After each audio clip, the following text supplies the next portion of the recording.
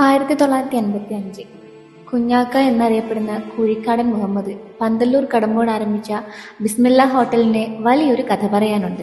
പട്ടിണിയും പരിവട്ടവും മാത്രം സമ്പാദ്യമായിരുന്ന അക്കാലത്ത് ചെറിയൊരു ഓടുമുറിയിൽ നാടൻ കടികളും മറ്റുമായിട്ടാണ് കുഞ്ഞാക്ക ഹോട്ടൽ ആരംഭിക്കുന്നത്. പട്ടിണി നന്നായി അറിയാവുന്നതുകൊണ്ട് തന്നെ വയറൊഴിഞ്ഞവർക്കും പണമില്ലാത്തവർക്കും വയറ് നിറയ്ക്കാനും ഒപ്പം മനസ്സ് നിറയ്ക്കാനും നമ്മുടെ കുഞ്ഞാക്ക പ്രത്യേകം ശ്രദ്ധിക്കാറുണ്ടായിരുന്നു. ചെറുപ്പം മുതലേ തന്നെ ശ്വാസമുട്ടലിനോട് പൊരുതിയിരുന്ന കുഞ്ഞാക്കയെ തൻ്റെ 53-ാം വയസ്സിൽ ഹൃദയാഘാതം ജീവനെടുത്തപ്പോൾ കൂടെ ഇടവും വലവും നിന്ന് 2 ആൺമക്കൾ ബിസ്മില്ല ഹോട്ടൽ ഏറ്റെടുക്കുകയുണ്ടായി. കുഞ്ഞാക്ക മരിച്ച് 12 വർഷം കഴിഞ്ഞു. ഇന്നും പന്തല്ലൂറുകാർക്ക് ഇത് കുഞ്ഞാക്കയുടെ ഹോട്ടലാണ്.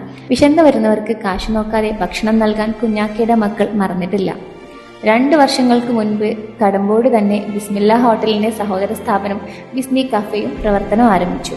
ഈ 2025-ൽ ബിസ്മില്ല ഹോട്ടൽ 40 വർഷം തികയുകയാണ്. ഇന്നും ഇന്നാട്ടുകാർക്ക് ബിസ്മില്ല ഹോട്ടൽ എന്നത് ഒരു വികാരം കൂടിയാണ്.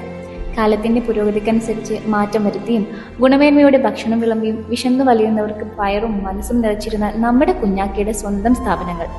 ഇതിന്റെ വളർച്ചയിൽ എന്നും കൂടെയുണ്ടായിരുന്ന പ്രിയ നാട്ടുകാർക്കും തൊഴിലാളി സഹോദരങ്ങൾക്കും ഹൃദയത്തിൽ നിന്നും സ്നേഹവും നന്ദിയും അർപ്പിക്കട്ടെ.